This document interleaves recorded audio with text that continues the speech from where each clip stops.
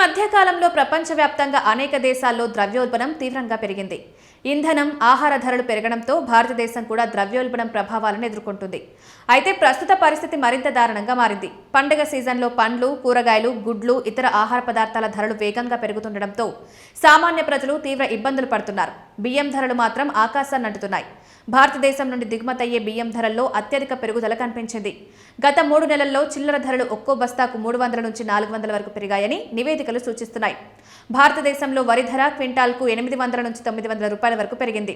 రవాణా ఖర్చులు, మిల్లింగ్ ఖర్చులు, కస్టమ్స్ సుంకాలు కలిపిన తర్వాత ఈ పెరుగుదల చిల్లర ధరల్లో కూడా ప్రతిబింబిస్తోందని వ్యాపారులు చెబుతున్నారు. చాలా రకాల బియ్యానికి టోకు ధరలు బస్తాకు 300 నుంచి 400 వరకు పెరిగాయని చెబుతున్నారు. గత 5 నెలలుగా అనేక నిత్యావసర సరుకుల ధరలు గణనీయంగా పెరిగాయి. మార్చి నెలతో పోలిస్తే ఆగస్టులో చక్కెర, పప్పులు, బియ్యం, పిండి, ఉప్పు, వంట నూనెల చిల్లర ధరలు పెరగడంతో ఇది సామాన్యుడి వంటగది బడ్జెట్పై ప్రభావం చూపుతోంది. బియ్యం ధరలు అత్యధిక పెరుగుదల నమోదైంది. దీని ధర కిలోకు 50 నుండి 70 రూపాయలకు పెరిగింది. ఇజ్రాయెల్, అమెరికా, ఇరాన్ల మధ్య కొనసాగుతున్న ఉద్రిక్తతలు, ప్రపంచవ్యాప్త అనిశ్చితితో కలిసి దేశ బాస్మతి బియ్యం కూడా ఎగుమతి వ్యాపారాన్ని తీవ్ర దెబ్బతీశాయి.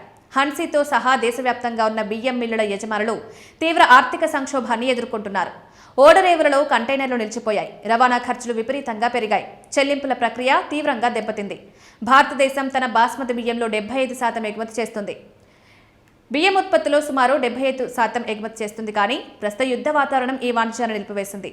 హర్యానాలోని ఒక ప్రధాన బియ్యం కేంద్రమైన హన్సీలో దీని ప్రభావం ఎక్కువగా కనిపిస్తుంది.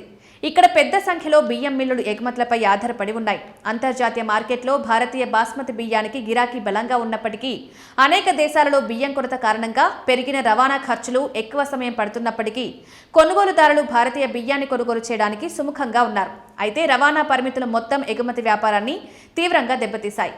మార్కెట్లో విరివిగా వాడే బీపీటీ, హెచ్ఎంటీ, జై శ్రీరామ్ వంటి నాణ్యమైన సన్నరకం బియ్యం ధరలు కిలోకు సగటున 10 రూపాయల వరకు పెరిగాయి.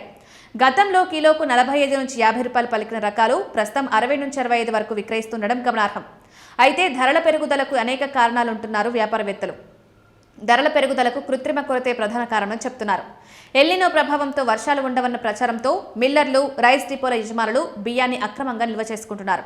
కొందరు హోల్సేల్ వ్యాపారులు, మిల్లర్లు సిండికేట్గా మారి పాత బియ్యం నిల్వలను గోదాముల్లో పెట్టి కృత్రిమ కొరత సృష్టిస్తున్నారనే ఆరోపణలు కూడా ఉన్నాయి. ఒక మిల్లు వద్ద బస్తాపై 100 రూపాయలు పెరిగితే రిటైల్ మార్కెట్లకు వచ్చేసరికి రవాణా ఛార్జీలు కలుపుకొని 300 వరకు చేరుతోంది.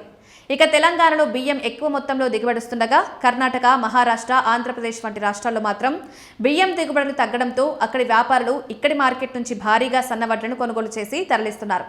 గత సీజన్లలో ఆశించిన స్థాయిలో సన్నాల సాగు జరగకపోవడం కూడా ఒక కారణంగా భావిస్తున్నారు.